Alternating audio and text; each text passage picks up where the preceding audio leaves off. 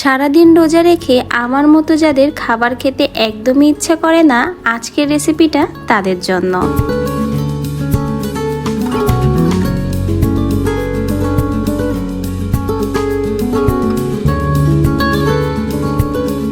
বিসমিল্লাহির রহমানির রহিম। আসসালামু আলাইকুম। আজকে আমি আপনাদের কাতলা মাছের লেজ দিয়ে খুবই মজাদার একটা মোহাব্বত ভর্তার রেসিপি শেয়ার করব।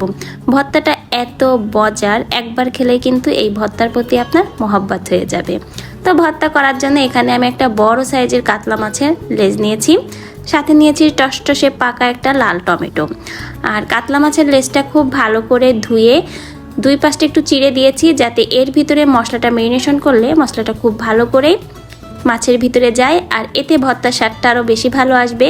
আর এই চিড়াগুলো কিন্তু একটু ডিপ করে চিড়ে দিবেন, যাতে ভেতর পর্যন্ত মশলাটা ভালো করে ম্যারিনেট করলে মশলাটা প্রবেশ করে।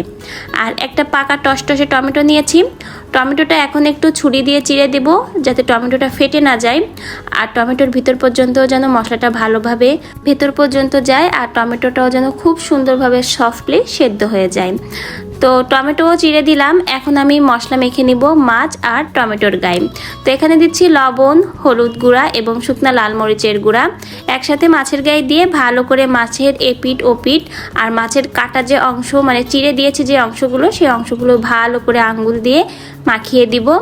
আর দুই পাশে কিন্তু ভালো করে মাখাতে হবে, আর কোনো দিকে যেন মশলা না মাখা হয় সেদিকটাই খেয়াল রাখবেন। মানে ভালো করেই চারদিকেই মাছের গায়ে মশলাটা মেখে নিতে হবে।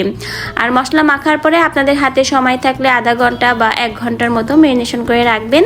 সময় যদি না থাকে সেক্ষেত্রে 10-15 মিনিট এভাবে একটু মাছটা ম্যারিনেশন করে রেখে দিয়ে তারপরে কিন্তু আপনারা মাছটা ভাজবেন।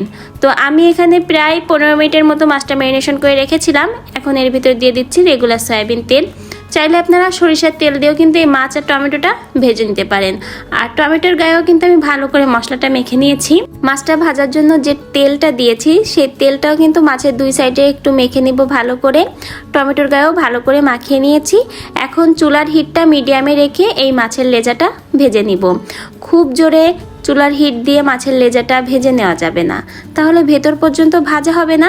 সেক্ষেত্রে কিন্তু ভর্তা করলে মাছ থেকে একটা কাঁচা গন্ধ আসার সম্ভাবনা থাকে, ভর্তা কিন্তু খেতে একদমই তখন ভালো লাগবে না। এজন্য সময় নিয়ে লেজটা উল্টিয়ে পাল্টিয়ে এপিট ওপিট করে বারে বারে ভেজে নিতে হবে। সাথে টমেটোটাও কিন্তু খুব সুন্দরভাবে ভেজে নিতে হবে। সুন্দর একটা কালার আসা পর্যন্ত এই মাছটা দুই সাইড উল্টিয়ে পাল্টিয়ে ভাজতে হবে। দেখুন মাছটা কিন্তু অনেক সুন্দরভাবে ভাজা হয়ে গেছে, সাথে কিন্তু টমেটোটাও ভাজা হয়ে গেছে। এখানে কিন্তু পুড়ে ফেলা যাবে না, মিডিয়াম হিটে রেখে সময় নিয়ে ভাজবেন।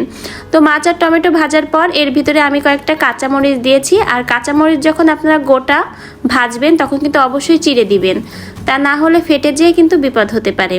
আর দিয়েছি গোটা গোটা করে কেটে রাখা পেঁয়াজ, আর দিব রসুনের কয়েক কোয়া। এখানে কিন্তু রসুনটা ভেতর থেকে চিড়ে দিয়েছি, যেন অল্প সময় খুব সুন্দর করে ভেতর পর্যন্ত নরম হয়, ভাজা হয়ে যায়। এখন তেলের সাথে পেঁয়াজ, রসুন আর কাঁচা ঝাল একসাথে মিশিয়ে নিয়ে একটু ভাজবো। খুব বেশি কিন্তু একদম কড়া করে ভাজবো না, হালকাভাবে ভেজে নিব, যেন সুন্দরভাবে সফট হয়ে যায় পেঁয়াজ, রসুন, কাঁচা ঝাল এই মশলাগুলো। ঠিক সেই সময় পর্যন্ত ভেজে নিব। আর আপনারা যারা শুকনো মরিচ দিয়ে ভর্তা খেতে পছন্দ করেন তারা অবশ্যই কিন্তু এখানে শুকনো মরিচ দিয়ে ভর্তা করতে পারবেন। কিন্তু যেহেতু সারাদিন রোজা রাখার পরে আপনারা সেহরিতে বা ইফতার করার পরে এই ভর্তাটা খাবেন, সেক্ষেত্রে কিন্তু শুকনা মরিচটা না দেওয়াই ভালো। অনেক সময় হয় সারাদিন রোজা রাখার পর যদি আপনি শুকনা মরিচের ভর্তা খান, সেক্ষেত্রে কিন্তু পেটে জ্বালা পোড়া, অশান্তি বা গ্যাস হতে পারে। সেক্ষেত্রে কাঁচামরিচ দিয়ে ভর্তাটাই আমার কাছে বেটার মনে হয়। তো আমি এখানে কাঁচামরিচ দিয়ে ভর্তাটা করছি। দেখুন ভর্তার জন্য কিন্তু অলরেডি সব কিছু রেডি করে নিয়েছি, সব কিছু সুন্দর করে ভেজেও নিয়েছি। সাথে এখানে দেখুন মাছটা দুই সাইডটা কত সুন্দর করে ভেজে নিয়েছি, আপনাদের দেখিয়ে দিলাম। কাঁচামরিচ নিয়েছি, স্বাদ মতো লবণ দিয়েছি। আর এই পেঁয়াজ, রসুন আর কাঁচামরিচ যখন আমি ভেজেছি তখন কিন্তু লবণ দেয়নি, সেজন্য আপনারা স্বাদটা বুঝে এখানে লবণ দিবেন। আর টমেটো ভাজার পরে টমেটোর উপরের যে খোসাটা থাকে দেখবেন খুব সুন্দর করেই কিন্তু এটা উঠে আসবে, আর এই খোসাটা সম্পূর্ণ ফেলে দিতে হবে। টমেটো থেকে খোসাটা ফেলে দিয়েছি। আর এখন এই কাতলা মাছের লেজা থেকে কাঁটাটাও বেছে নিব। আর মাছের এই লেজায় কিন্তু অনেকটা কাঁটা থাকে, সেক্ষেত্রে একটু সময় নিয়ে ভালোভাবে ভাজবেন। তো এই যে দেখুন কাতলা মাছের লেজাটা বাছা হয়ে গেছে। এখন লবণ দিয়ে কাঁচামরিচটা ভালো করে মেখে নিব।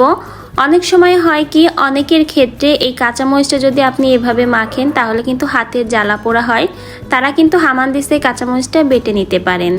আর কাঁচামরিচটা ভালো করে মেশ করে নেওয়ার পরে আমি এর ভিতরে টমেটো আর একে একে বাকি সব কিছু দিয়েও সুন্দর করে কিন্তু মেখে নিব। আগে মাছের সাথে মাখবো না, যে মশলাগুলো রয়েছে সেগুলোই কিন্তু আগে একসাথে ভালো করে মেখে নিব। মশলাগুলো যখন খুব ভালো করে সব কিছু একসাথে মাখা হয়ে যাবে, দেখুন রসুনটাও কত সুন্দর সফট হয়েছে। ভালো করে মশলাগুলো একসাথে মাখা হয়ে গেলে এখন কিন্তু মাছের সাথে মাখিয়ে নিব। সারাদিন রোজা রাখার পর কিন্তু আমার মতো অনেকেরই আছে খাবার খেতে একটুও মন চায় না বা খাবারের রুচি লাগে না, খেতে ইচ্ছা করে না, তারা কিন্তু এরকম একটা ভর্তা তৈরি করে খেতে পারেন। একদম মহাব্বাতে একটা ভর্তা। এই ভর্তাটা একবার খেলেই কিন্তু ভর্তার প্রতি আপনার মহাব্বাত হয়ে যাবে। আর ভর্তায় কিন্তু অবশ্যই সরিষার তেল দিতে হবে, আমি কিন্তু সরিষার তেলও দিয়েছি। আর ভালো করে আবারও ভর্তার সাথে মেখে নিচ্ছি।